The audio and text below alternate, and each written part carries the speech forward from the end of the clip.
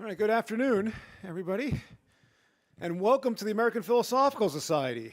I am thrilled to invite you all here, to welcome you to the Philosophical Society. Thank you, Scott, for the clapping. And the reason I think I'm so excited is because I see so many new faces in the audience here. We do a lot of events at the APS. We have a monthly public lecture series, and we often have a following and see a lot of the same faces, which is great. But today, we see a lot of new faces, and this may be some of your first visits to the American Philosophical Society. But what makes this so exciting is that many of you have been a part of our community, even if you haven't been here yourself. We have registered in person over 40 alumni from our grants program that will be with us over the course of these next 2 days. We have dozens of reviewers who have helped select the most promising projects to support. And then we have those who are just want to be part of the conversation. And so welcome to the American Philosophical Society. Now, if you're wondering who I am and why I'm talking, my name is Patrick Spiro. I'm the CEO of the Society.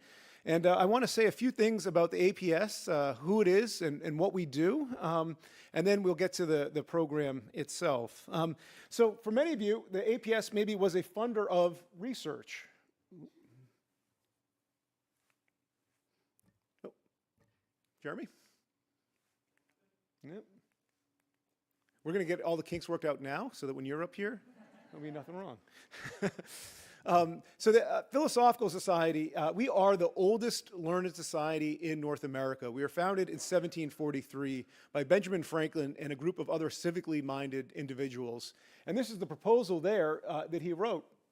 And I always like to point out some of the things that he said in the proposal because they are just as important today as they were in 1743. So what Franklin and the groups of these other individuals said is, we needed to create an institution that would bring together scholars to share what they're learning in their own communities with each other, and then share that with the rest of the world. And that's really been a driving force of the society for now almost 300 years. And you can see that in this quote here, where he talks about the fact that this country is so dispersed, and people are doing research throughout the countryside, but they're not able to communicate and share this knowledge with each other.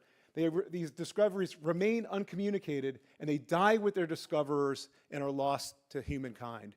So that's why the society was formed, to bring people together. And when Franklin outlined the APS, he had 4 different programs that he thought the society should undertake to serve its mission of promoting useful knowledge. The first is that we would elect promising and successful scholars to membership, and that these members would share with each other what they're learning, and then those discoveries would be shared with the wider world.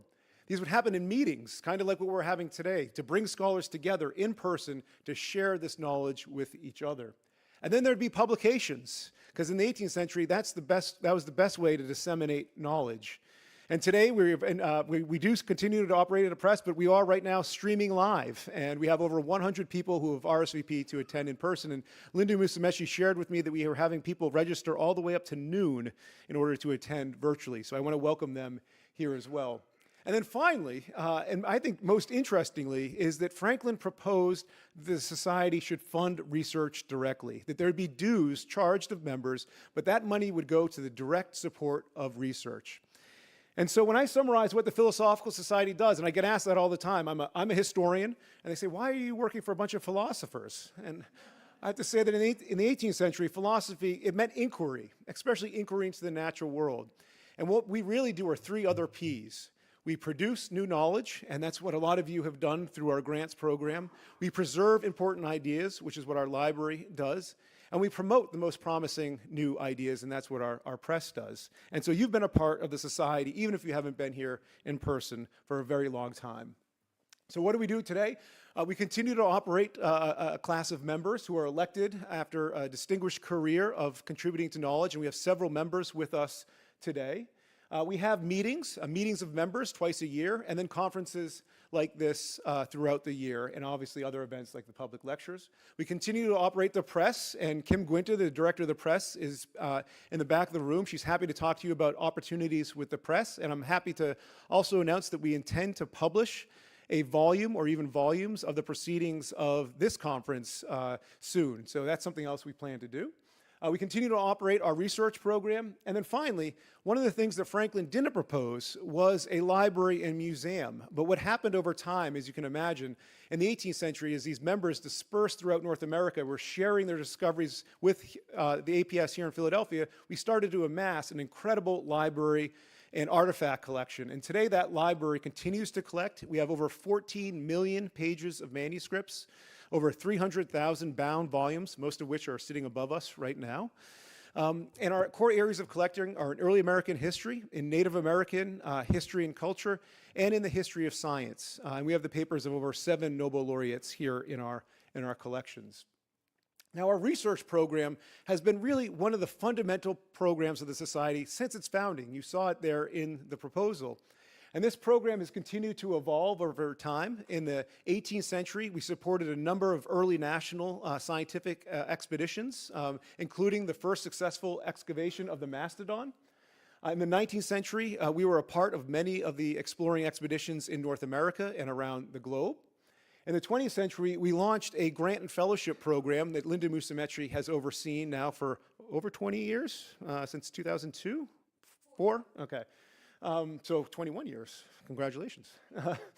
And these are in a wide range of fields. And our most recent addition to these program of grants is the Lewis and Clark Fund. And that's what we're here today to celebrate. The Lewis and Clark Fund was initiated in 2005, and Linda's going to say a little bit more about it. But you can see here on the top graph all of the areas of the world in which this program has reached on all 7 continents.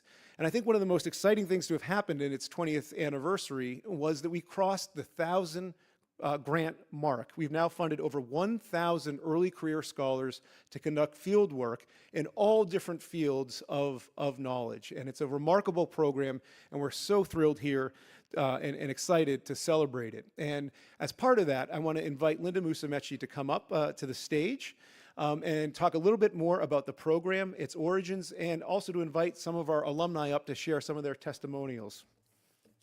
Linda?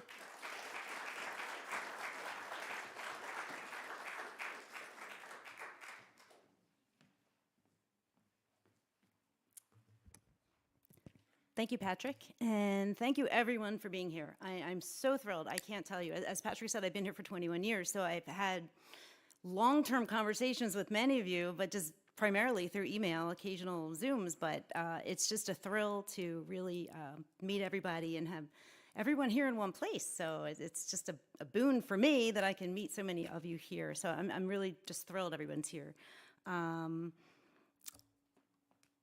The program began in 2005, as Patrick said, and one day I was sitting in my office, and our president at the time was Barry Blumberg. Now, Barry Blumberg was a Nobel Prize recipient. He won the Nobel Prize in 1976, and it was for the discovery of the origin of hepatitis B. And then he also, with a colleague, created the vaccine against it and a diagnostic test. So he's saved millions of lives, but he was the most down-to-earth person you could ever imagine. And he also never forgot where he began. So he would come in, and he'd sit down in what became Barry's chair, and he would say, what's going on? How are things going? And so you'd talk about your families a little bit. And then one day he looked at me and he said, I've been thinking, I have an idea. And I said, oh, okay. Because if you knew Barry, if he had an idea, it was brilliant, but it was huge, right? It was amazing. And so then he started talking to me about how he began, and he said that he never would have been able to do the work that he had done if his funding had constrained him to just do one thing or just follow one path.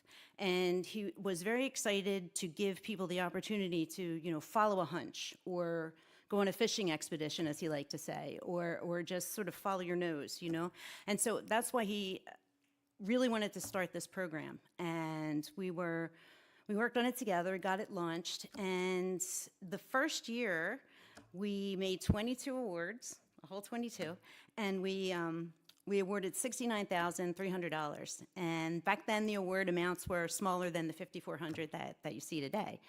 And then 20 years later, after many years of receiving over 500 applications, we last year awarded we made 84 awards of larger amounts, but we were also able to award over $420,000. So it's been quite an adventure to see the program grow.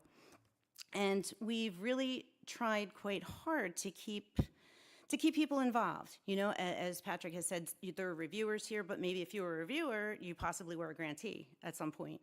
Or maybe you've written letters of reference for applicants and have sent them to us that way. And so I think there's an interconnection here, and that shows a dedication to the Lewis and Clark Fund, but research in general. And that's why we're really excited to be launching this conference and spending the next 2 days together, just running through field research and just sharing ideas. So with that in mind, I would like to invite 2 grantees up here to tell you what their grants meant to them, what they did with their grants, and how it impacted their careers and how it impacted their research. And so the first person is going to be Joshua Drew, who's right here.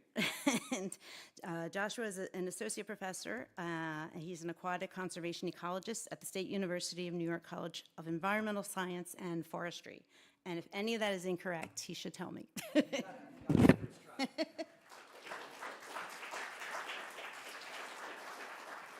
Wonderful. Thank you all very much. I'm really excited to be able to be here. I am personally a Franklin Award winner, which was really, really cool. And I'm here to talk on behalf of my grad student, Katie Lawson, who won the Lewis and Clark, which is really amazing work and really, as you said, transformative towards her ability. So the science that she was doing was looking at invertebrate recruitment. So essentially trying to look at, as coral reefs get degraded, how do they rebuild themselves? And that was a really fascinating scientific question, looking at sort of patterns of differential recruitment over time. And we had this really cool program where we were building these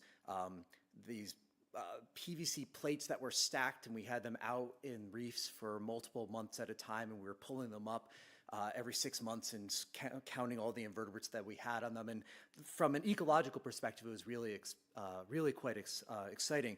But the thing that I find that was really transformative about the grant was how that single investment reverberated throughout the ecological and the scientific community.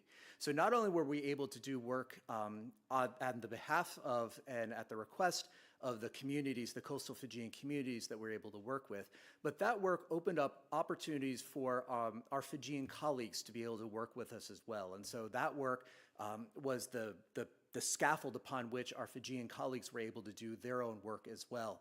And so the grant ostensibly funded Katie, but it really also allowed Pita and Waisiki, who are postgraduates at the University of South Pacific, to do their own work as well. And both of them have since graduated.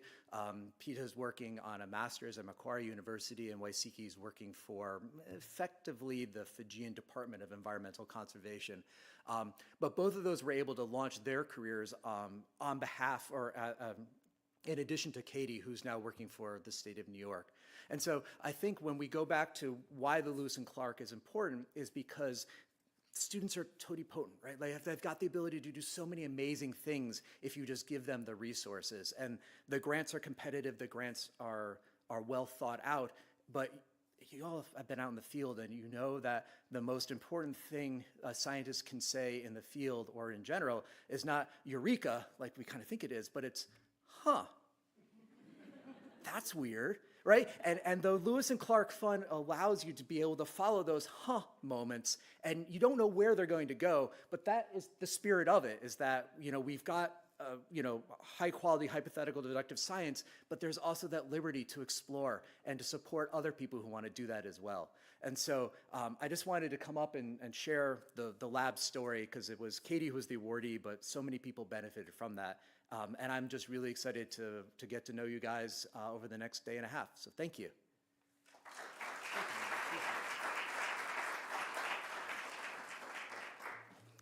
Thank you, Josh. And now I'd like to ask Kate Pippinger to come up. And Kate is a PhD candidate in geology at Yale University in the Department of Earth and Planetary Sciences. And Kate is particular for many reasons, but because she also has received more than one award from us.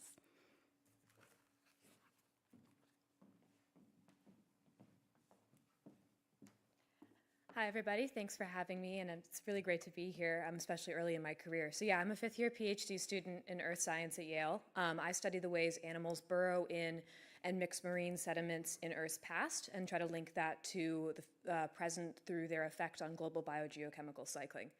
And so yes, as Linda said, I received last year the Lewis and Clark Award, Lewis and Clark grants in both general field research and also in astrobiology. And so I've used the astrobiology one, and that's what I'll mostly talk about today, and then I have upcoming field work planned with the other grant. And so the support has really been incredible. My field work is, my research is almost entirely field-based. It's based around measuring outcrops. And previously, I'd only been able to really work in the northeastern US near where Yale is, things I could access by car. And with the support of the Astrobiology Fund, I was able to travel to Australia for a month. I just got back a couple of weeks ago, and look at a totally different environmental setting, look at a totally different type of rock, and look at trace fossils that are completely different than what we have in the northeastern US. And this has allowed me to expand the scope of the research project pretty significantly, to go beyond simply, what are we seeing in one place at one time, and to ask larger questions about the effect that oxygen increases in the time period I study might have had on habitability of the planet, and the effect that these would have had on the animals that burrow in marine sediments, which are very powerful ecosystem engineers and have a lot of control over how the environment functions. And then more broadly, the support has meant a lot to me in terms of an investment in allowing me to plan my own fieldwork, to follow my own research program, and to gain a lot of independence and a lot of confidence in planning my own fieldwork. And I think, as the previous speaker said, you have those huh moments. Like, one of the coolest things that happened while we were in Australia was completely unrelated to my research, but we actually found a new locality of some of the earliest fossil plants, just because we were looking for something completely different and we happened to come across them. And now I'm able to collaborate with people in Australia, also in France, where there's a lot of specialists on this, and have new people I work with who I probably never would have met without that support. And so I really appreciate the support, and I think this is a fantastic program and really important, especially in geology. So thank you all, and happy to meet everybody.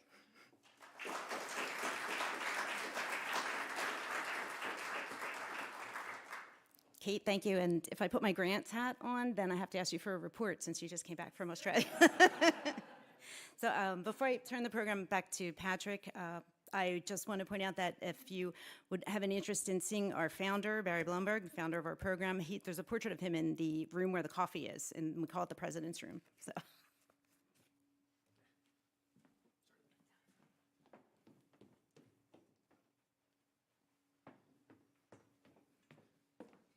Linda, that was a wonderful story. I actually had the honor and pleasure of getting to know Barry myself. At the time, I was a postdoc here at the APS, working in some corner of the library. But to give you a sense of who Barry was, he knew who I was. He would always ask me how my project was going. It was remarkable. Somebody of his distinction, his number of commitments, but his ability to really want to know every single person on the staff here. I didn't have a chair in which he sat in and brainstormed with. I wish I could have done that. And Barry's papers ended up coming to the Society, and when they arrived, they were 800 linear feet long. And to give you a sense on that size, is if you stacked it up vertically, it'd be higher than the Hoover Dam. But it's a remarkable record. And Linda, your story, it reminds me, you started small. It was just an idea in your office. You started with just a few grants, and today it's now grown to several hundred that are awarded regularly. And how that happened was largely through philanthropy. The Society was able to raise money because they heard the stories of those people who were able early in their career to go out, make discoveries, and make a difference. And I think one of the more rewarding things that has happened through this program is not just the knowledge that's been created, but this community of alumni and scholars who have built connections with each other and with the APS, including some who have given back to the Lewis and Clark Fund themselves and have funded fellowships after they've had their 20 years of their career. They're starting to give back to the fund itself, and that's just a great sign. So the rest of my job is housekeeping. Just to orient you all to the Society and where things are. So first off, if you want to stream live, you can do so on our website. If you need the internet, this is our password. Please, if you're on social media, please tag us if you're posting during the conference. itself. I also want to let everybody know about some of the treasures that we've pulled from our library that document the history of fieldwork. We have some remarkable journals from Rosemary and Peter Grant doing fieldwork in the Galapagos. We have material from British Columbia. We also show the range of different media that we collect, from paper over here to hard drives in the 1990s to digital material that we receive today. So we continue to collect material, and that may be something else you want to bear in mind. So it's now my pleasure to introduce the first panel, which are models for communities. And I want to say a little bit about how we came to creating this program itself. Linda and I were reminiscing just earlier that this whole conference began over a year ago. We issued a call for papers about a year from now. The planning began even before that. The response to our call for papers was overwhelming. We had around 100 applications to participate in this conference. We convened a great panel committee to select the program, and we were struggling with who to select with 100. As you can imagine, there were dozens that could have and should have been on the program, but how are we going to organize this gathering? And we hit upon, well, there's a number of themes that seem to emerge, and what's interesting about these themes is they also seem to sometimes cut across disciplines or fields and cut across geographies. So we hit upon organizing a conference around the idea of models. Each one of these panels has a model of communities, a model of collaboration, and the idea was that these aren't the models, but they are models, and we want to have a conversation among the panelists we've selected, but also among the audience to talk about the nature of fieldwork today, its promise, the perils, and the future of the work that we all do. And so to kick it off, I'd like to invite Jordan Karubian to come up and start the first panel.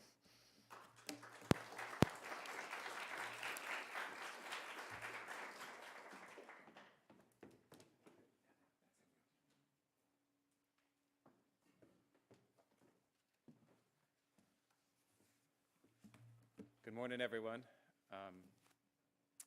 Good afternoon, almost. And it's great to be up here. I just want to say how excited I am for this opportunity. It's not every day that as an academic and a researcher, I get to interact with people from such a wide range of disciplines. And it's really exciting for me seeing the people that are on this, on the list of speakers, the people that are here attending, and also that will be tuning in. It's a really exciting moment for me. And if you're not an academic, I may not seem that excited, but this is what unbridled enthusiasm looks like. And I just think one way to start this off is that it was remarkably prescient a year ago to be thinking about a conference on fieldwork. And I think that few of us might have anticipated all the changes that we would have seen in the past year until now. But I think that one thing that has really emerged front and center is how important fieldwork is, how important it is for us as individuals and as a group to get outside of our own heads and to interact with others. And fieldwork can happen down the block from you or halfway around the world. And regardless of where it takes place, it's fundamental, I think, to the scholarly enterprise and also to our own personal trajectories and development as human beings. As an evolutionary biologist, or at least someone with training in evolutionary biology, I think of the work of Charles Darwin and Wallace and the field work that they did that really triggered some of those aha moments that led to an entire discipline really being formed. And I think that that's not unique to evolutionary biology, that those sort of aha moments are found really widely throughout. And beyond that, I think as a scholar, again, this spark of passion and enthusiasm that comes from fieldwork, I think, for me at least, really can be traced back to the onset of my trajectory as a researcher. So I think that fieldwork plays a fundamental role in really a wide range of scholarly disciplines, and beyond that in our community more broadly. And it's a challenging time for fieldwork, and I think that the way that we navigate those challenges is really going to have long-reaching implications for the scholarly enterprise for many years and perhaps even generations to come. So it's a critical moment right now, and I really applaud the organizers of this conference for bringing us together to think about and to share and to communicate about how we do this work, what it means, and how we can continue to improve it moving forward. So the focus of this first panel is communities, and perhaps reflecting my personal bias, I think it's a really it's a great way to start, an apt way to start this, because I think that engaging with communities is really fundamental to the enterprise of fieldwork. Unless you're out on the space shuttle or doing work on the moon or something like that, you're going to be interacting with local communities in your fieldwork. It's almost inherent to the process. And the way that we manage that, I think, is really important. And one of the fundamental points for me is I think that beyond any sort of ethical considerations, and there are many for why we should engage in a meaningful way with communities when we do our research, I think that there's also some really practical reasons of why it's important. And one of those reasons is that I strongly believe that meaningful engagement with local communities where we work can really fundamentally improve the quality of the scholarship that we do. We, or I at least, speaking as an individual, as a trained academic, I come with a certain set of knowledge and a certain perspective, and it's been enormously enriching for me to engage with and learn from local residents and their perspectives in the area where I work, which is in Northwest Ecuador. And what I found is that by taking the time to really establish meaningful two-way forms of communication with local residents, that's something that has really improved the quality of the scholarship that and my colleagues have been able to do. It's enabled us to incorporate traditional knowledge and really to formulate hypotheses and predictions and also ways of testing those hypotheses that we never would have been able to do on our own with our own perspectives and relatively narrow knowledge bases and ways of doing things.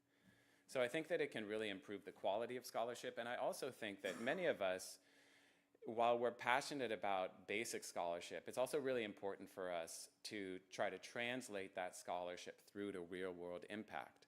And here again, this is an area where meaningful engagement with local residents and local communities where we're working can greatly enhance the probability of that happening in a sustainable and impactful kind of way. We're all really familiar with, top-down approaches, which oftentimes fail to meet the goals that they've set out, sometimes spectacularly so. And I think that we can all recognize how by meaningfully, engaging and intertwining local residents in the design and implementation of research, it can lead naturally to formulation of and implementation of policies and initiatives that actually are going to be successful. And so there's a number of challenges that we're all facing with fieldwork, and in particular with community-engaged fieldwork and prioritizing a strong aspect of community engagement. And I'll just list some of those really briefly. One of those is the way that the academic system is set up, and in particular the promotion and tenure process, which really oftentimes prioritizes scholarly production in known formats that oftentimes don't really recognize the importance of other ways of knowing and community engagement. A second one, which is sort of a double-edged sword, I think, this is maybe particular to field studies of natural systems, but is the rapid rise of sensor-based data collection, so the ability to put out a motion-activated camera trap or an automated recording unit that can just sort of gather data in a continuous basis. And it has the potential to be part of this trend of people spending even less time in the field engaging with local residents rather than more. I think that that's a challenging area. And then the third, obviously, is the existing political climate that we have, and associated with that, the reduction in funding opportunities that, from many federal sources that we're facing, in particular for things like engaging with communities. And that brings me back, before I introduce our speakers, to just once again recognizing the importance of the Lewis and Clark Fund as a mechanism that's getting early stage researchers out there to do this field work, and also is really encouraging of a range of different research areas, but really encouraging of engaging with communities and weaving that into the research enterprise. And we heard a good example of that earlier from one of the previous fundees, or at least someone who's mentoring a student like that. And in my own case, I've also had several graduate students of my own who've been fortunate to get Lewis and Clark funding. And again, it's been fundamental on setting them on a trajectory that's been able to do really outstanding research and have that community engagement piece. And so with that, I'll just take a moment to introduce the three speakers in our panel today. The first is Eric Wuesthoff, who's a PhD candidate from Rice. And Eric's going to lead us off by talking about a really, I think, valuable example of a community-engaged research approach where it represents a meaningful collaboration with an international researcher in Madagascar where the research is happening, along with a local resident in the communities where the research is taking place, and Eric himself. So we'll hear first from Eric.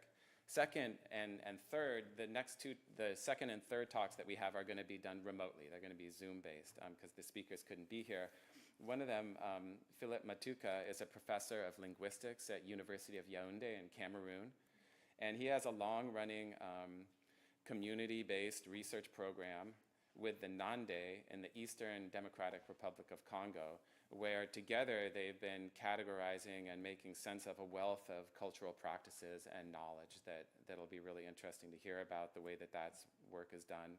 And finally, completing the last speaker will be Margarita Huayhua, an associate professor of sociology and anthropology at University of Massachusetts, Dartmouth. And we'll hear from Margarita about an honest and frank appraisal of the complexities and the challenges associated with field ethnography, even when the researcher is a native speaker of the language of the group that she's working with. And so with that, please join me in welcoming our first speaker, Eric Wuesthoff. Eric.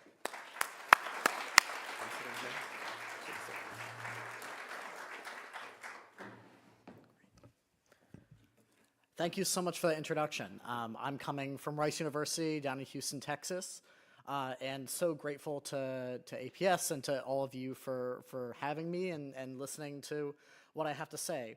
And I'll start off by saying what I have to say is I'm a representative of many people in this, but particularly these two folks here. So Luvu Ratulujanahari and Tuju Merison are the co-authors on the paper that I submitted for this symposium. Luva was a student at the University of Antananarivo in Madagascar when I first met him, and he then graduated and became the field manager for my projects that I'll be talking about today. And Tuju is a local guide who has grown up in the forest that we work in and has worked with me since 2022.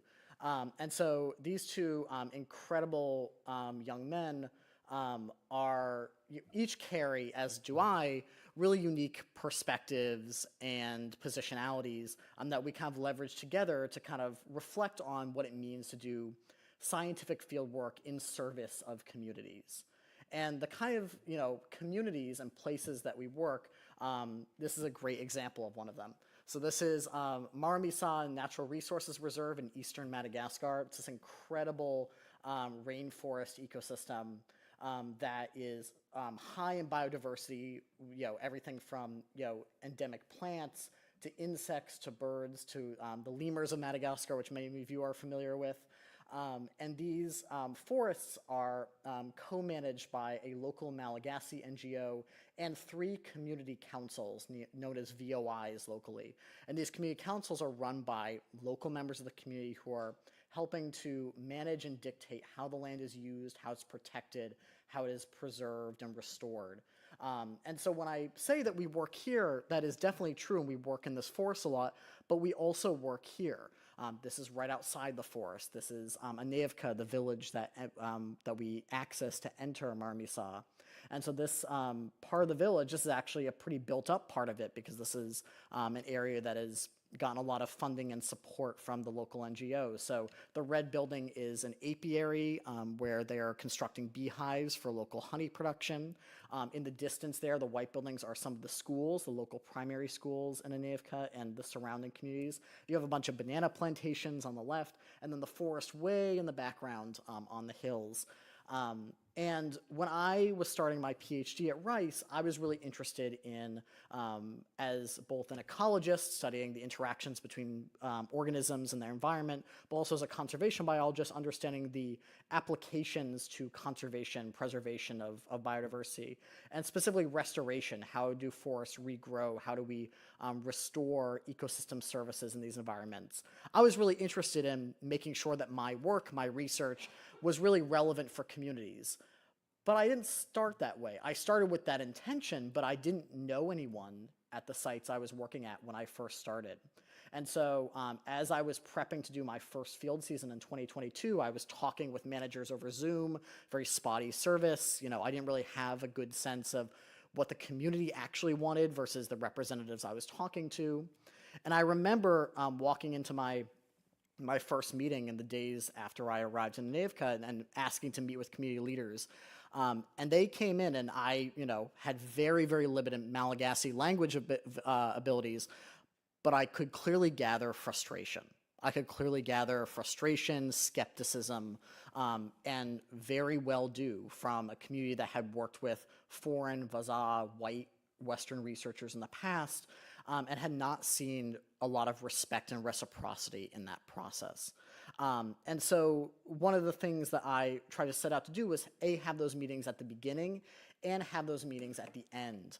And this meant meeting with these local VOI leaders, meeting with leaders from the Women's Association, with the Guides Association, even mayors of the local villages, and talking through what I am doing and why I am doing it, and answering some really tough questions. I really value these meetings, not only because I've gotten really nice feedback from folks and really nice support and indications that they feel respected when I ask for these meetings, but also really tough questions and asking me to find ways to provide internet service for the schools or to help fix a local bridge. Something that is really challenging because, while I come with immense privilege as a white American coming into one of the poorest countries in the world, I'm also a student. I'm also a student who, as was discussed, our funding's really limited. So understanding how I can notch in there. And so one of the things that I did was I sought out external funding that was beyond just research funding.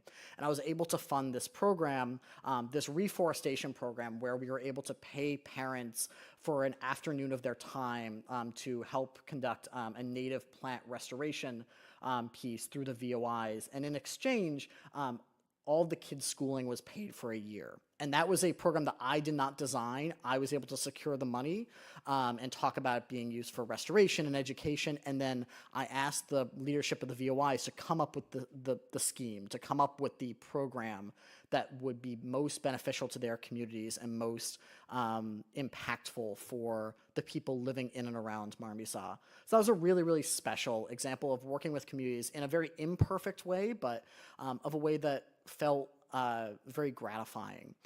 And that kind of piece of working with these communities, that really gets blown up in microcosm when you're talking about field teams. The people that you spend weeks and months in a damp forest with, studying insects or plants or looking up at lemurs and try to avoid them pooping on you.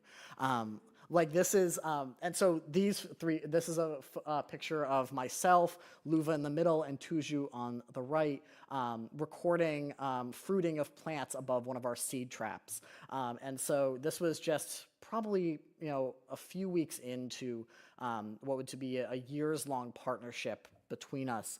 And, for those of you who have gone through fieldwork, that is a very intimate experience. It's an experience where relationships between people develop strong and fast, and some hopefully lasting. And I've been really lucky that they've been lasting in this case. And that's because you are, living in these conditions, braving the cold, braving the rain, braving the leeches in the case of Malagasy rainforests, and working together to conduct this, scientific work that, again, we were looking to make sure that this science was aligned with community interests in forest restoration and ecosystem services.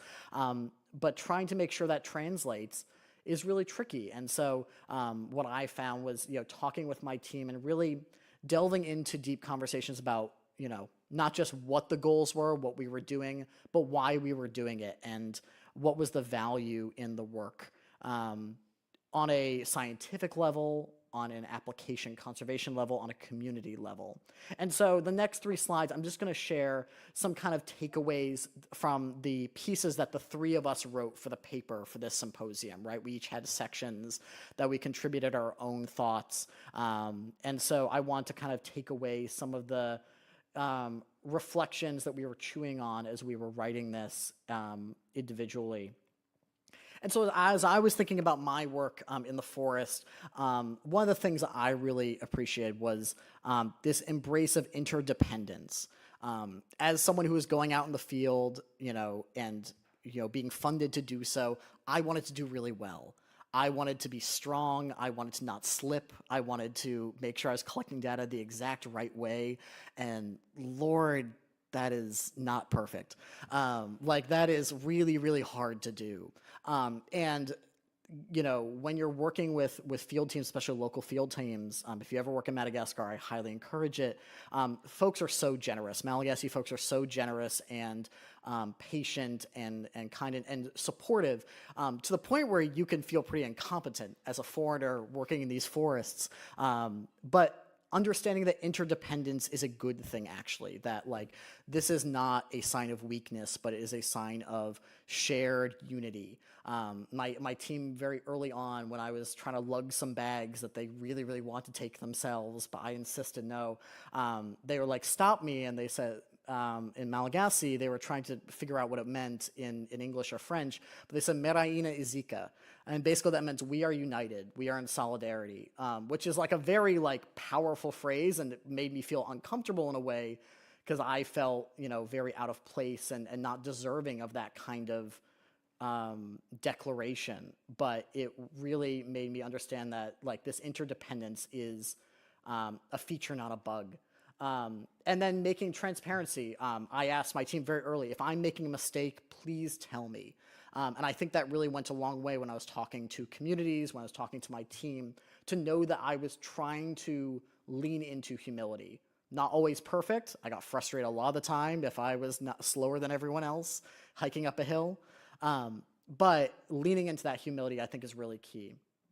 Luva really finds himself serving as this bridge, as a Malagasy student who's fluent in French, who has a pretty good handle of English, but and who comes from the capital, as kind of this weird interlocutor between communities and foreigners. And he really found, especially as he took on a leadership role in our team, as I hired him as our field manager, he really kind of struggled with managing and being quote unquote the boss of people he really respected, people who were his elders. And what he found was just this need for uplifting others, being intentional, gathering all perspectives and coming to consensus. And he really leaned into that and felt his leadership skills really blossom as he realized that leadership for him was not about directing things, but was about uplifting others, was about bolstering the strengths of the team and of the work.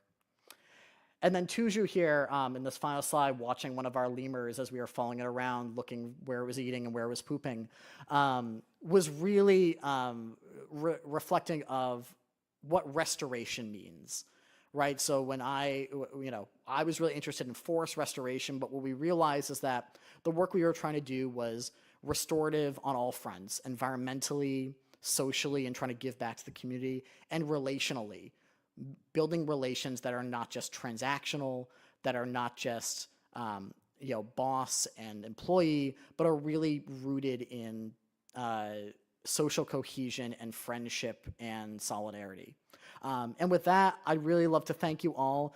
In the last few weeks, Madagascar has gone through a lot of changes. There's been major changes in the government, and largely that was due to youth protests over pervasive lack of access to water, to electricity, to education, to healthcare, an incredible show of force from young Malagasy students and youth in general.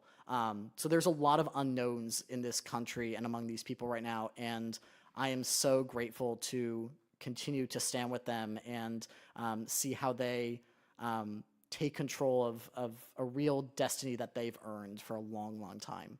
Thanks so much.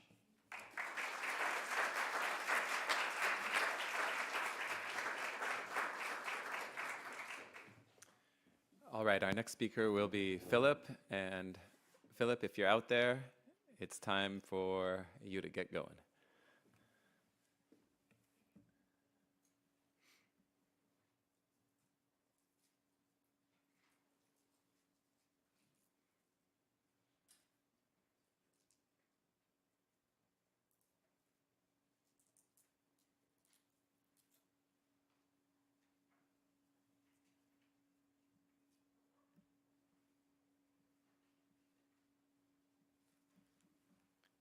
I think it's going to be Margarita. Margarita, if you're out there, it's time for you to get going. Oh, okay. Welcome.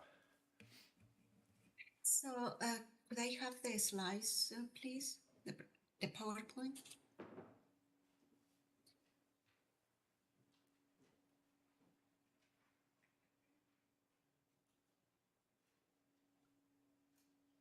Oh, Phillips is there. Okay, yeah, yes. Can I? Okay. Oh, okay. Can I start? Okay. Jeremy, do you want to give me some guidance on who should go? He can go. Go ahead. Okay. Philip, please take it away. Okay. Giving back to the speakers of a language, linguistics research in Sub-Saharan Africa. Two central ideas that I believe would be most beneficial to research done in Sub-Saharan Africa. One, to revise the criterion of endangered language as promoted by funders of such organizations as the ENDP, FER, ELF, to endangered language area, so as to henceforth focus on language areas that run the risk of extinction, irrespective whether they are found in a language with speakers numerically widespread or languages that are truly endangered, following the criteria that had been developed so far. Two, the crucial necessity of sharing the results of research with the speakers of the language, not necessarily in terms of the technical scientific findings, but in terms of contributing to the social upgrading of the local communities that provide the language data.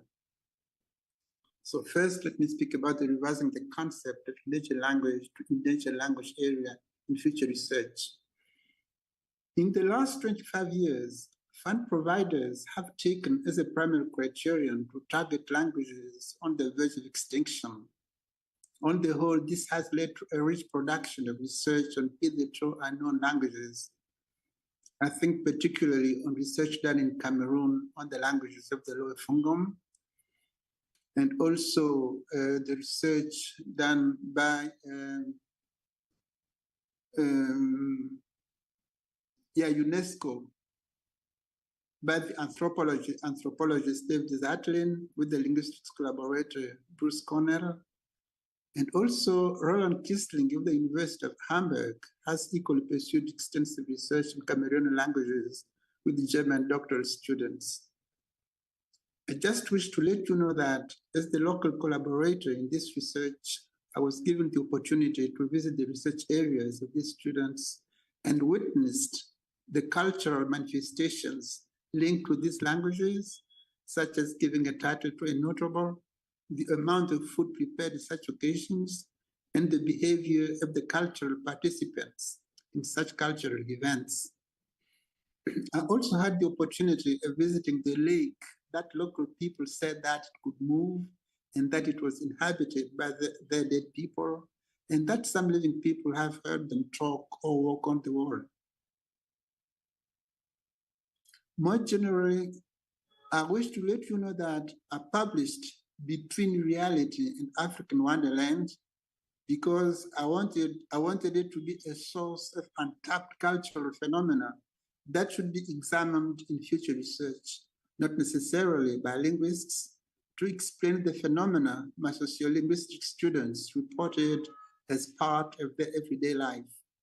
Examples of such phenomena are people living under the water and who sometimes interact with the Bamun people of Fumban, individuals who are able to transform into the animal proxies called totems among the Bamileke, individuals who die and are buried, but who are sighted in a different place among the Bayangi ethnic community of Cameroon, the Mwankun Juju, a mystical spirit among the Bakosi who intervenes to establish justice in cases where no solution related to witchcraft or to the political administration is found, as reported by Kunde Ewanoge. I wish to also let you know that it's during a World Conference in Ibadan, Nigeria, that I was able to witness the interaction of Yoruba speakers with a talking drum. In the evening, Yoruba participants would assemble as a group and would be responding as a team to the message that the drummer was communicating. This was simply amazing. As we all know, Yoruba is not an endangered language, but this communication is a rare event, and it would be worthwhile that its documentation be funded in future research. In Glimpses of African Cultures, I also published a paper by Kalonji and Demolin on the way the Luba of Katanga used drumming to communicate messages during the colonization. Recently, Andrew Bachelder, a doctoral student of Boston University, discovered that Kinande, my native language, is a potential whistling language. He had read a paper during the colonial time where the Konso herders of Uganda used whistling to communicate relatively long-distance messages, which led him to find out whether the Nande, that is, who share the same culture as the Konso of Uganda, ever use whistling to communicate messages. Although Kinande is spoken by more than 2 million people, the Amphil Society did not take this criterion of the number of speakers to reject funding this project on the basis of that single criterion. I believe this is the way to go forward with funding future research.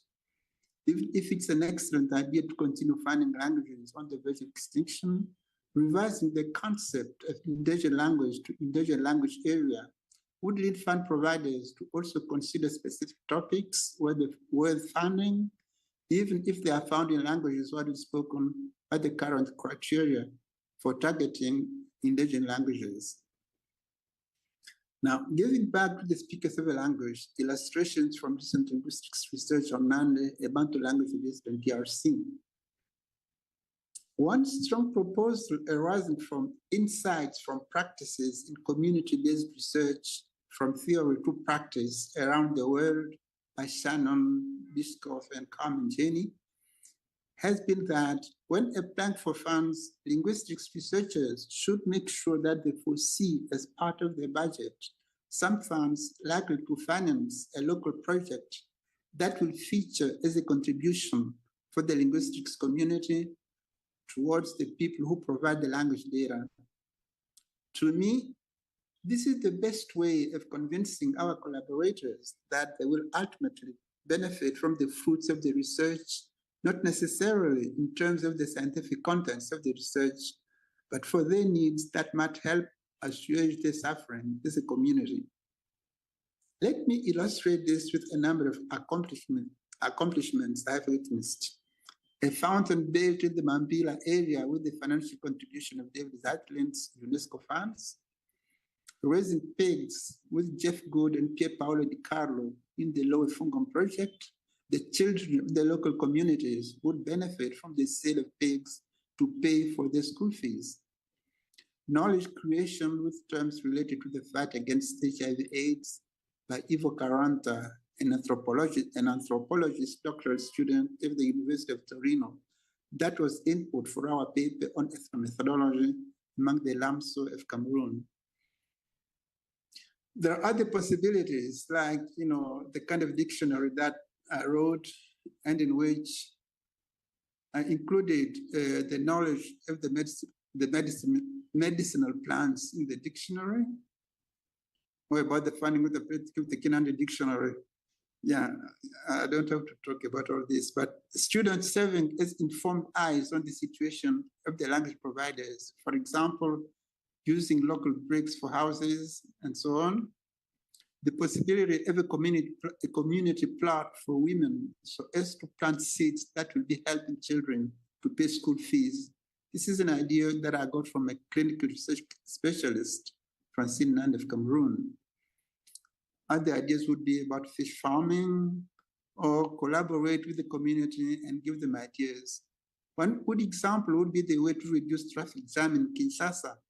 What if the local DRC authorities could implement what is done in the city of Irvine to prevent traffic jam, namely by prohibiting drivers to stop on the side of the road to drop a passenger or give a lift to a passenger?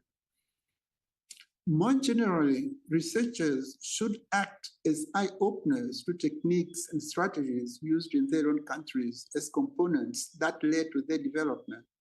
And they should be able to make useful suggestions on how to implement such strategies in countries where they pursue research. I see the researchers' role more or less like the experience that the Peace Corps volunteers were able to accomplish in the DRC. They were ready to go and live in secluded places in the countryside as English teachers. Now, part of giving back to the community, using the rest of funds not spent on a given research to benefit other projects that lack funding and that are beneficial for the local communities. For example, Jeff Go donated $5,000 for the publication of the Kinandi Dictionary.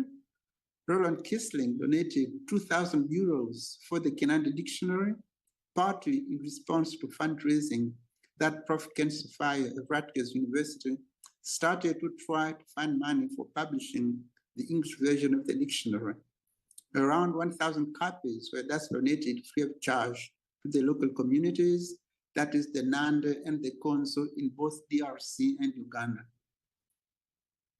While I am aware that academic research does not have to be community-based, a number of features proposed in the CBR by Karen Rice seem to fit perfectly in our future research endeavors. These are among those she lists: the resources of research, financial expertise, and so on are shared with community members, particularly those most affected by the research topic. The research process recognizes and utilizes the expertise that community members have. The research process is driven by values, including empowerment, supportive relationships, social change, learning is an ongoing process, and respect for diversity. The research leaves a legacy, both in terms of the utilization of research results, as well as in the future collaboration among partners. In my long experience as a teacher, researcher, language consultant for Kinande, and a collaborator of various principal investigators who obtained funds to do research in Cameroon, I've been aware that the fund providers, for example, NSF, UNESCO, UNDP, the Italian Mission in Africa, the University of Hamburg, the University of Boston, Cal State University at Fullerton, and hopefully the Lewis Clark Fund for our recent American PhD student, allow financial expenses that directly address the needs of the community that provides the basic data.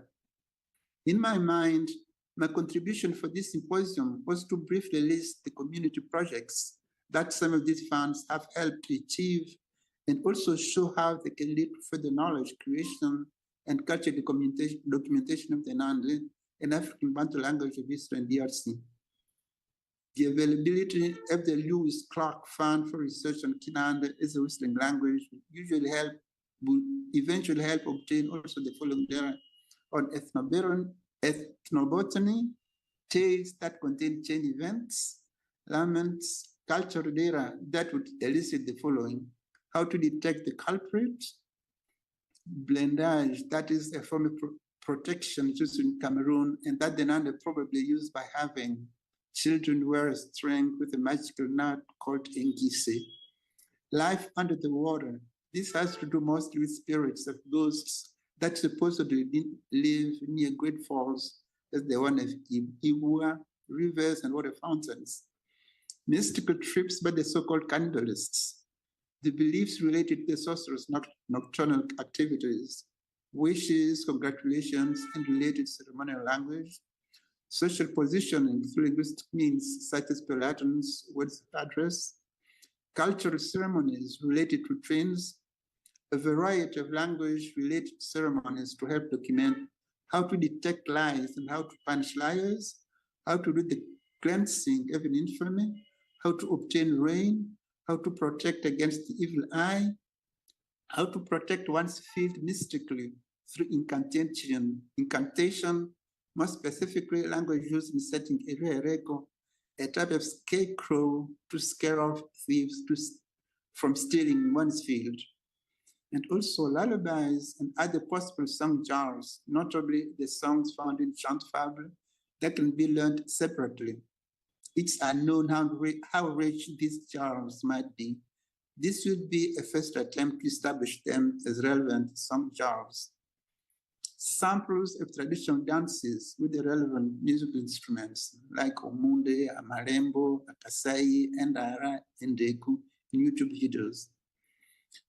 Adopting the concept of indigenous language area would also enable researchers to tackle topics that are part of the cultural traditions of the Sub-Saharan African people, and hopefully find ways to combat what looks evil practices and only retain what is beneficial to them. I have in mind research in the following domains: new cultural features to be addressed because they are part of the community's daily concerns. What if they can be better documented and found out if the application of the findings can benefit the native speakers? Most importantly, target some people who are knowledgeable. Most of the time, they tend to abandon their special knowledge. I think about such people as Iyari, about the knowledge of witchcraft, Silamite, a self-proclaimed prophet who knows a lot about dark practices and is able to reveal hidden knowledge. Example, how evil spirits succeed to win people over and attack them, how young people could manipulate leaves to hypnotize a person and steal their telephones, for example. Also documents so many unexplained events that are part of social life in Cameroon. For example, totems, people rendering themselves invisible. A thorough study of such phenomena as Mankum is explained in my paper in the Bispo and Jenny book, and which could help fight evil practices in our countries. Attempt to document and explain phenomena that don't lend themselves to Cartesian logic. For example, a banana plant grow and produce bananas within a short period of time, as reported by Guna. There are many other examples that I don't speak about. A strategy that the Ministry of Research and Innovation Cameroon imposes to external researchers to let them involve local researchers. The aim here is to enable local researchers to benefit from external research funds to tackle research topics that might be highly beneficial to their populations. Incidentally, notice that these local researchers would always be a source for explaining contextual features likely to help the Western collaborators make sense of the data they will have collected from the field.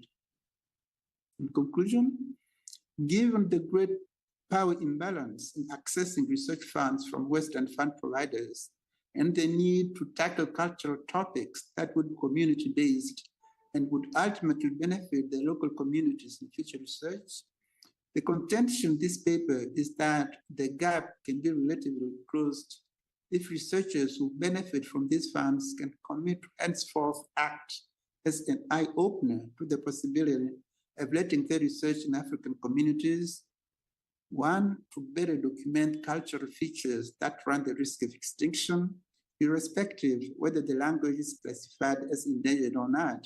Two, find a way to make the local communities benefit from the fruits of their research, but also engaging in research that would be community-based in collaboration with local researchers based in African university institutions. Thank you for your attention. Yes, I'm done.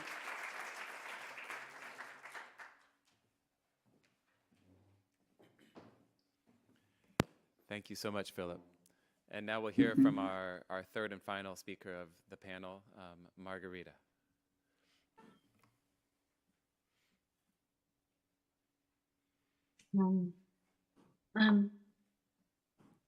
Okay.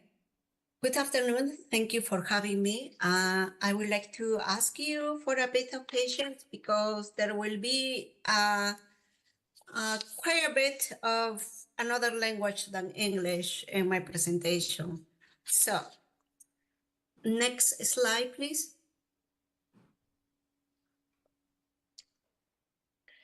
Miskillatanya runa simita rimanki, sumakta parlakunchis.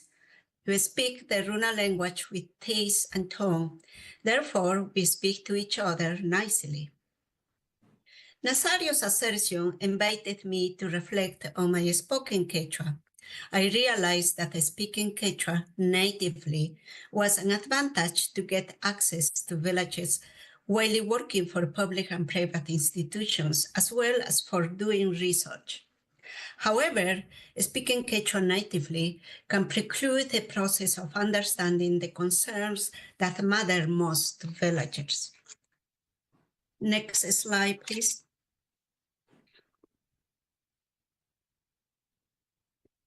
For example, in the 1980s, it was easy for me to converse or ask questions in Quechua, translate them mentally to Spanish, and write down the translated version on my so-called field notes to make them legible to the principal researcher for whom I was working.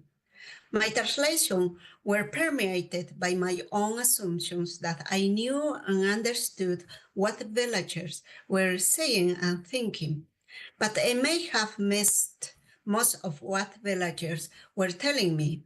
My assumption that I knew and understood the village social life were based on my knowledge that I speak the language natively. However, while I was doing my doctoral fieldwork in the 2000s, I was made aware of my errors on assuming that I knew or know by a villager who joked about a woman's pregnancy, a joking phrase that I couldn't understand right away. It took me like 2 minutes to get the meaning. In doing my doctoral fieldwork, of course, this time I took notes in Quechua, video recorded conversations whenever possible, and transcribed the recorded conversations. Then I translated my notes and transcriptions to English. So, are my translations better than the ones I did in the 1980s? My translations are still permeated by my own interests and goals. In addition, the transcribed document is already interpreted by the strategy I have chosen to represent the rhythm and intonation of the recorded conversations. Next, please.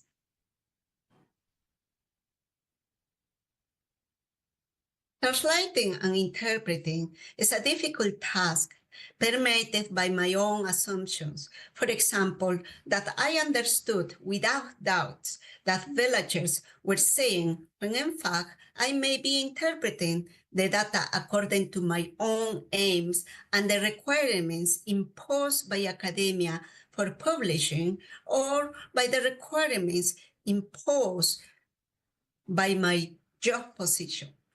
Let's examine an example. The verb puri is translated to Spanish as viajar by Spanish-speaking people who have access to Quechua as a second language with different levels of fluency. In this translation, the multiple ways in which puri is used get lost, I believe, forever. For instance, you can say, using the same word puri, many things like Alintachu warminta purichishan. Is he treating his wife well? And other examples, please, next slide. Imanaktinta hawallakta wachachakunari manasakapasin payuhñachu purinko. And why don't young girls go around with braids anymore? Apuray puriri, manajinaka tardia sunchisri. Hurry up, get going, so we don't become late. alinchu reforma agraria purishan, manacho. Is the agrarian reform going well or not? Depending on the context, the word puri can be used in multiple ways. Yeah? And for the sake of time, I am skipping the issue of here that, for example, puri is a root word. And then we add the suffix y. And when you add the suffix y, can be a verb and can be other things also. Please, next slide. The different uses and meaning of puri become lost in the bilingual dictionaries produced by Spanish speakers and an hacendado register. For example, let's us consider an exchange between a healthcare worker and a village woman. Ya, mana agnata, mana ima, y después, achkawawa kanka y imainaya kanka, imainata kan uyuakwinki, mana wawata agna animal hinachukanan, solo waka oveja tawa chunka pisca comunya kan humano kenki, igual no kajina, ¿no es cierto? Okay, no like that, no, nothing, no, and after there will be a lot of babies, and what would it be? How will you take care of them? Babies cannot come into being like an animal. Only cows, sheep, have 4, 5, 10 offsprings without any care. You are human like me, right? Next slide, please. This register, the Hacendado register, as suggested by Mengen, is regimented to Spanish linguistic and social practices, phonologically, syntactically, lexically, and pragmatically. Considering the narrow translation of puri as viajar, to travel, no, it fits the Spanish verb. Most scholars, local and international, have access to this register. The Spanish regimented overlay that is taught in national and international universities. Students hardly have access to the Quechua spoken by villagers who carry out their everyday life in Quechua from the cradle. Next slide, please. The healthcare spoken Quechua will be evaluated by Quechua-speaking people as Kaku, Kakulyatara Rimayan, a child learning to speak Quechua, or as Hanku Quechua, Hanku Tarimayan, a person speaking Quechua without fluency, literally uncooked Quechua, raw Quechua. It is expected that Kaku speakers may learn Quechua fluently, but Hanku speakers may not. Even those who speak Quechua natively will be tested by villagers, as I was tested in Ocolpampa. Please, next slide.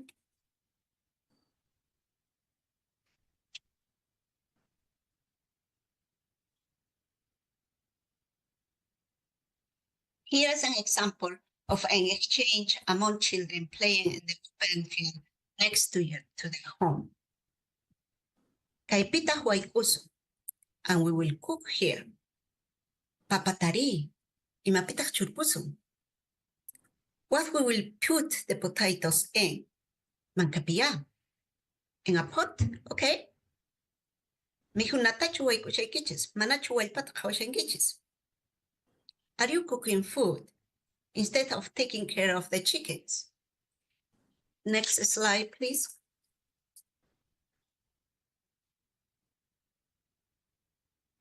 My translations and interpretations are percolated by my research interests and the scholarly demands of my field, among other things.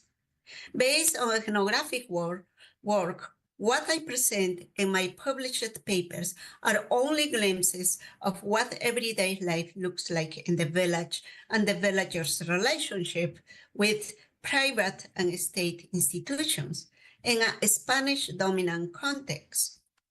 Regardless of my access to Quechua, I cannot claim that the knowledge about the villagers are fully objective. They are permeated also by my own alignment with villagers' claims to be considered as people in equal footing while dealing everyday business in the city with Spanish-speaking people. Does it mean that I am a member of the village? No. Please, next slide. Can I claim native expert knowledge? My short answer is that I cannot speak for villagers, and I cannot claim to represent them. In terms of concepts, can I convey Quechua concepts in English language? My short answer is no. Certain concepts, such as the constitution of mountains as social beings with whom villagers interact, seems very difficult to convey for English speakers. Most of my students can only understand such as things within the frame of religious beliefs, but not as a practical knowledge of the everyday. Next slide, please. Thank you for your attendance. And that is a picture of Ocopampa.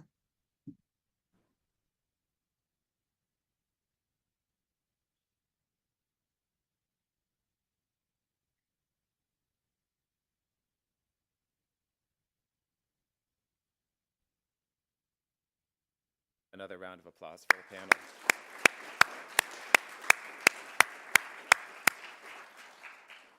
We have time for some questions and answers, and before that, maybe I'll just share a few thoughts to maybe spark some ideas, although I'm sure many of you have questions and thoughts to share as well. So a couple of themes that sort of emerged to me from our panelists.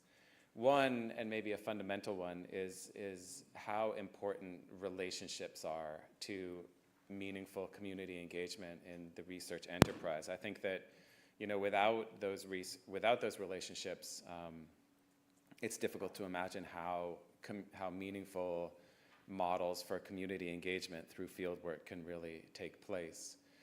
But it's also really evident, I think, from all of these talks, how challenging that can be on many levels to really do that. And I think drawing from my own experience, one thing that I think is of basic importance to this is that there's really no substitute for taking the time to build those relationships. There's no easy way to replace actually, you know, taking the time to get to know people and to build relationships of trust and mutual understanding. And I think one thing that we'll see and during this little meeting right here is how challenging it can be to have meaningful conversation with each other, even across disciplinary divides, say like social sciences and natural sciences, is something that I found that we don't always understand and we're not always understood exactly what we're saying. And I think that that's amplified even greater when you're, you know, interacting and engaging with people from different cultures, different backgrounds, different ways of knowing and ways of life.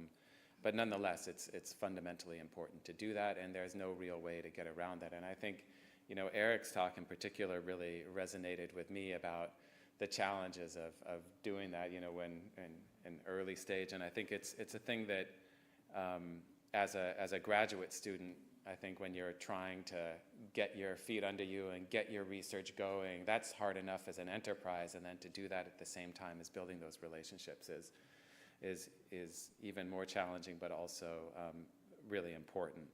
And I think these, you know, this philosophy or these attitudes of humility, questioning, and recognizing that it's challenging and that it takes time is a really healthy way to start. Another theme that came out to me is the incredible impact that meaningful engagement with local residents and local researchers can have, and how funding sources and also we as researchers should be dedicating time and resources to developing those relationships.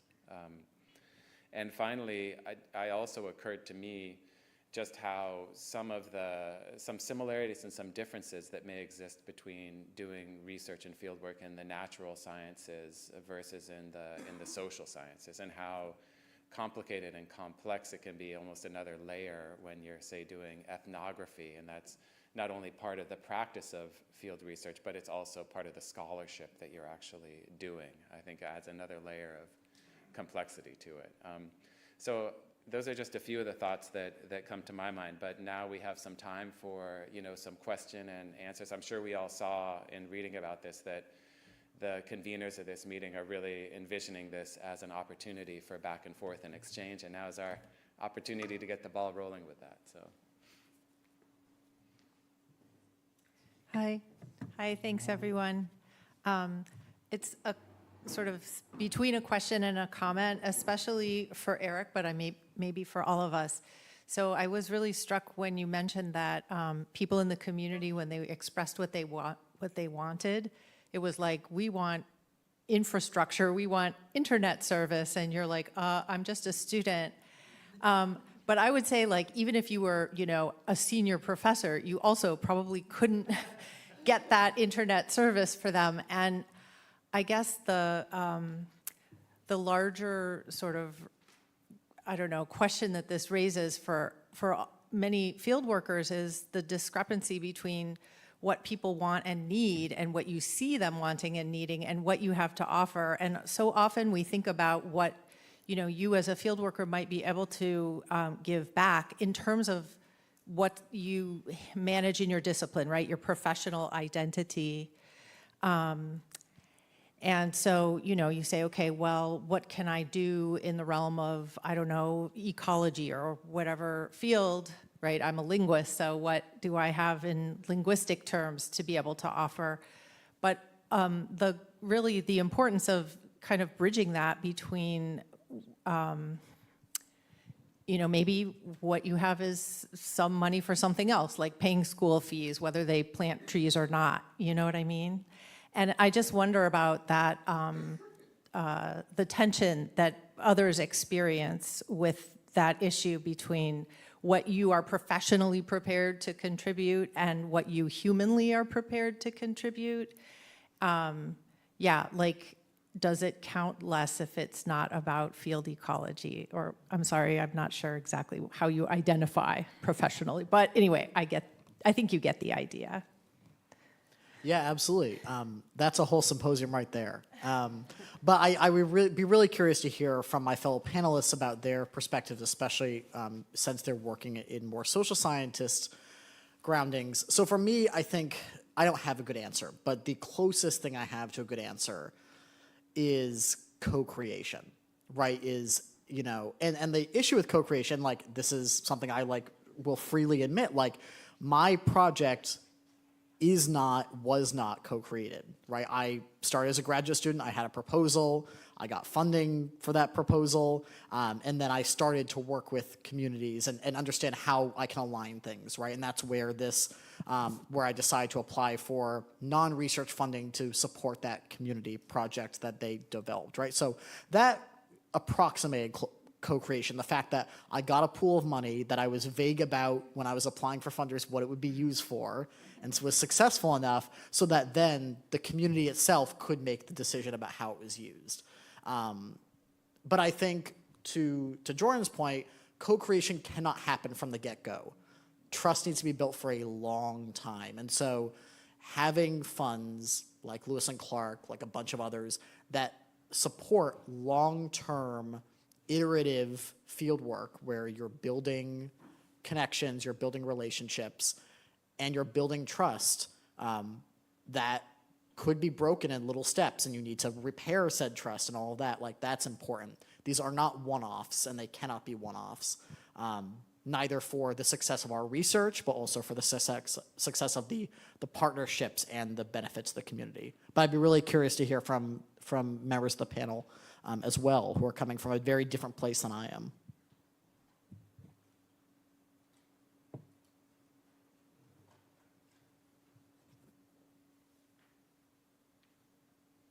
I'm not sure if Philip or Margarita have something to add to that.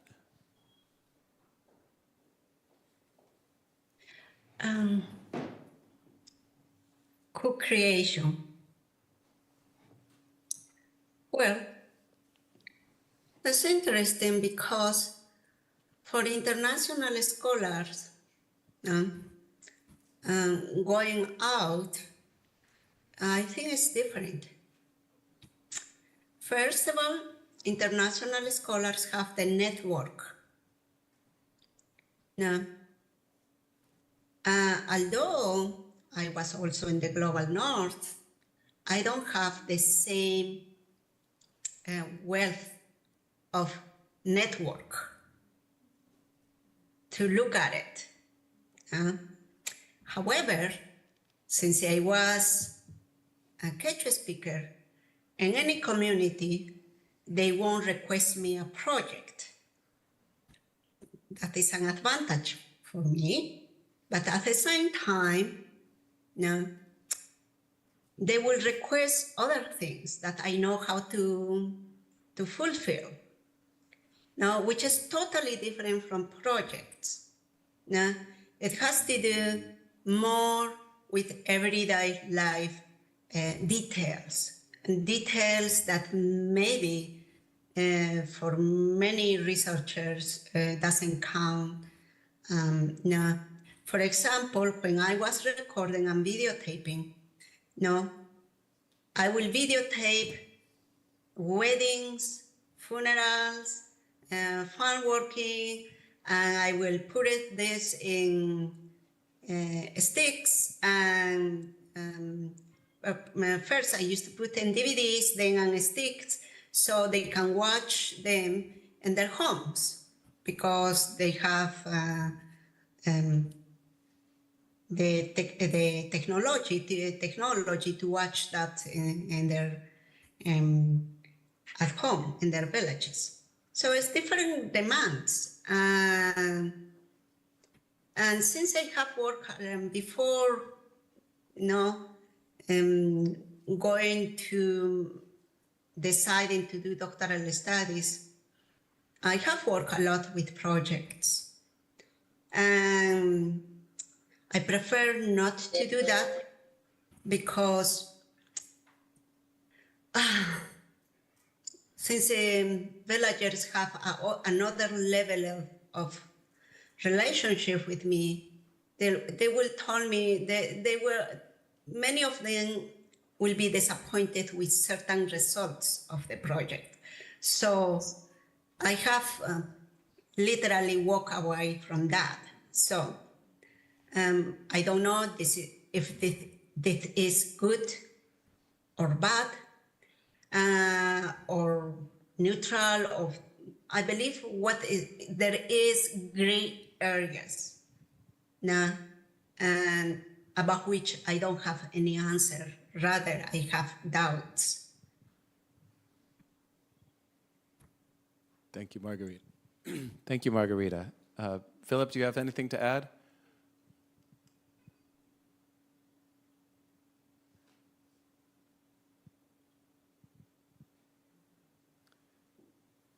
Okay. Before we go to the next question, I'm just going to briefly add my own 2 cents about that.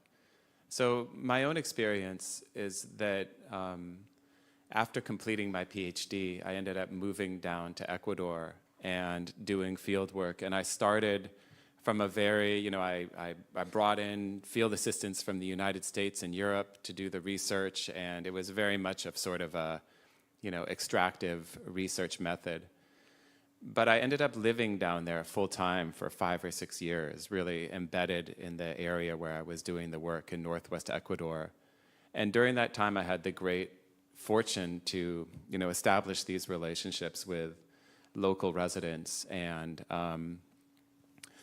over time, that has become sort of the unquestioning North Star in my professional and in many ways my personal trajectory as well.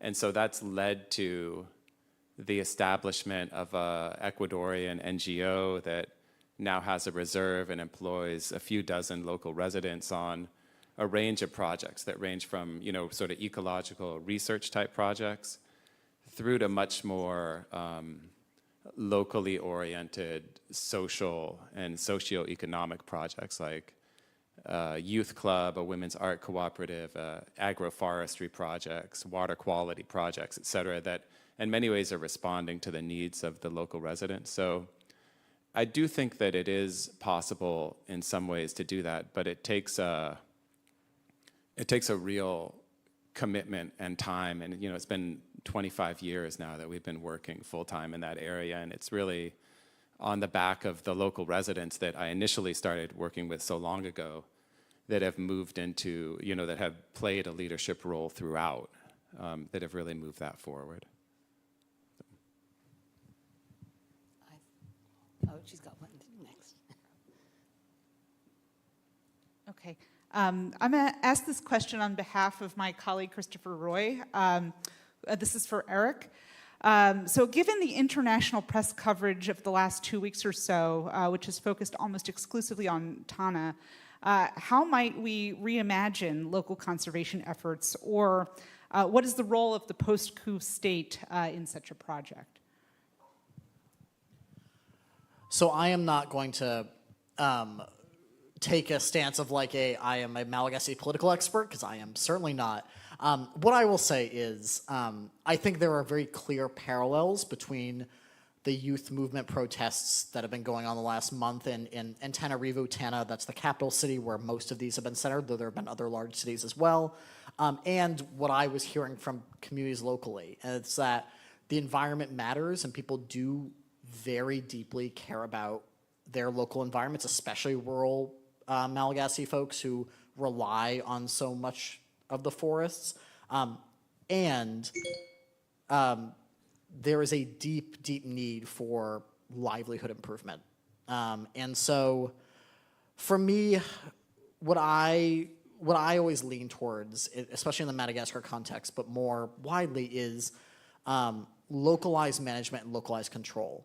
I've been very, very blessed to work in a community-managed forest, which is a different model than a lot of forests in Madagascar, many of which are run by the National Park Service there, which is a quasi-government organization, or run by international NGOs like World Wildlife Fund, Conservation International, name your well-known name.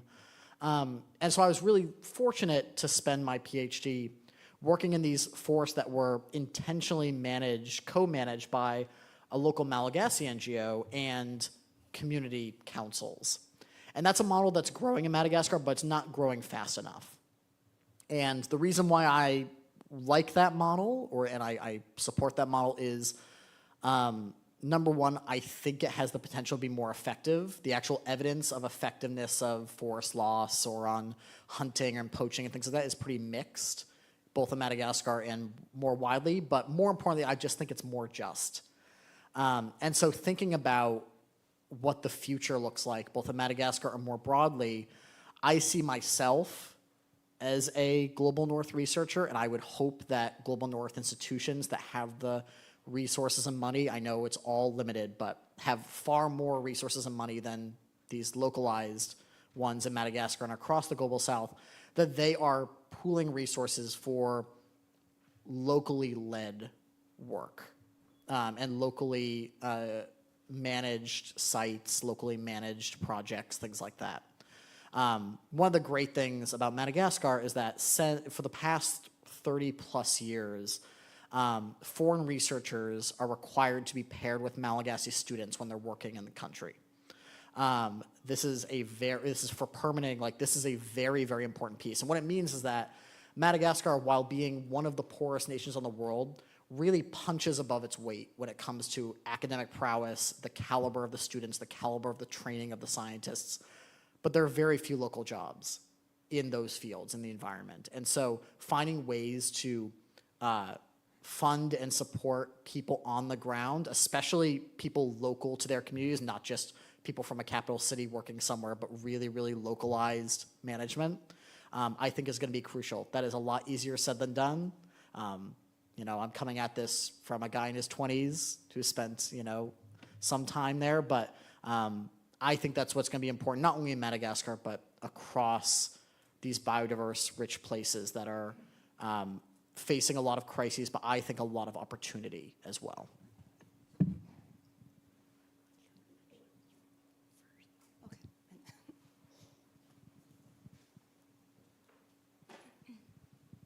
Thanks so much. So a theme that has sort of gone through all three talks today under this theme of communities is language. I think that, Eric, you talked about language sort of implicitly as something that was part of your work as you were learning to interact with your team.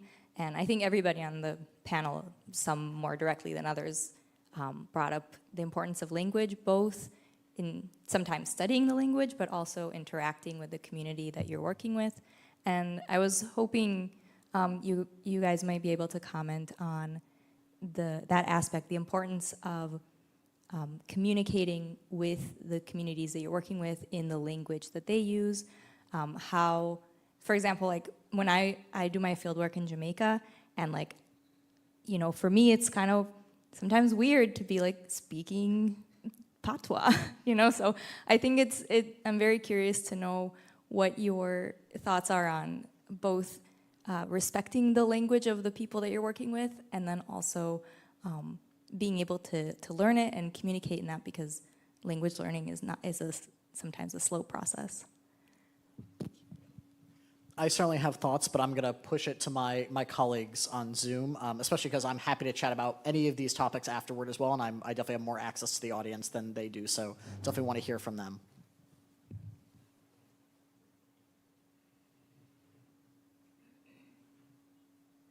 I think Philip can hear better if we use the laptop mic. Philip Okay. Margarita, you go ahead. Oh, okay. Philip, would it be helpful if I repeat the question? The part that I got it was the person was doing field work in Jamaica, right? Yeah, the question, if I can paraphrase the question, and Imbar, please let me know if I get this right or not. It was just about the fundamental importance of language when we're doing field work, and particularly engaging with communities, and how that's a theme that seemed to, you know, run throughout all of the different talks, but sometimes that can be challenging. So just any reflections or thoughts that you have about either the importance and or the challenges of language when you're communicating across, you know, different languages. Okay. First of all, in my experience and sharing with my cohort,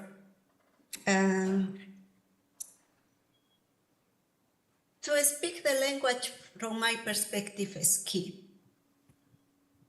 And I am still learning English, never ends. Sometimes, guys, you change the lingo, so I have to, what is going on here? Especially teaching students. So the same goes for people who are doing field work. Regardless if you are doing field work, like from my perspective, let's say 2 years or 10 years, but speaking the language for me is key. For any research who is doing field work, particularly in the areas of anthropology and sociology, even doing field work, for example, about medicinal plants or biodiversity in the rainforest. How we can understand the different names of the plants and the different uses of the parts of the plants and the relationship with the people if we don't speak the language. I cannot find how we can understand, how we can get there. Will be translators enough? I don't think so, because translators are not culturally neutral. Even myself, as a native speaker, I am not a cultural neutral. I go to the field with my baggage of beliefs, certain values, certain ideas, certain ideologies. And I believe to all of us that happens. So trying to speak the language and learn the language seems to me very important.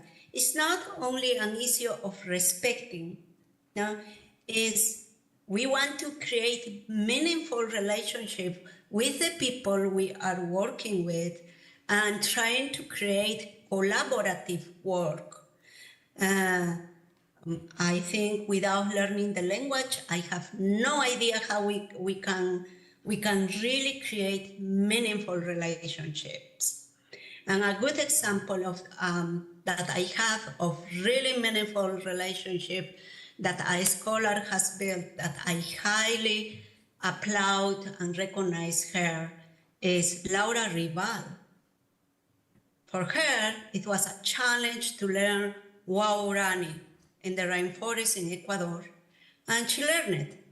And she did something nobody else have done at that time in Ecuador when I was a student. So that, for me, was an example of how really she was taking care of the interests of the Waorani people with all the risk she later went on, within academia, because academia has their own demands, and we usually submit to that demands. Myself, for the sake of keeping the job. That is the truth.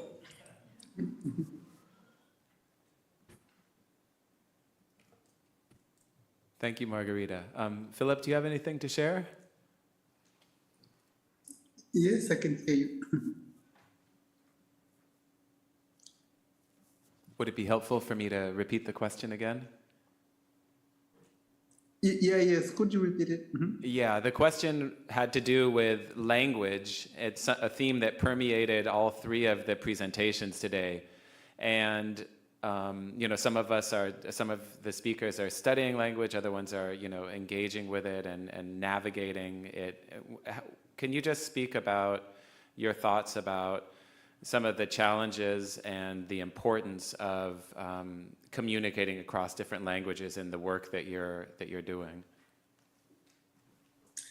Actually, for us, maybe as linguists, and it depends upon the kind of research that you're doing. There are people who are interested, in the syntax of the language, that is the form of the sentences, or in the phonology of the language, that is about the sounds in the language. Well, you don't have to know the language, but you can record the language, you can hear the language, and you will, analyze what you have recorded. So it's not that much about the content of what is said when you do syntax or phonology. And so people, principal investigators who've been working with me, when they come to Cameroon, or my recent student from Boston University, when he came to work on my language, he's a linguist. So we prepared, sentences in English that I would translate into Kinande, and that we had those sentences, pronounced by the native speakers, by the Nandi speakers. That was sufficient. In other words, we could be able, to analyze those sentences, the tones, different aspects of the language that are interesting, that are of interest for a phonologist or for a syntactician. Yeah.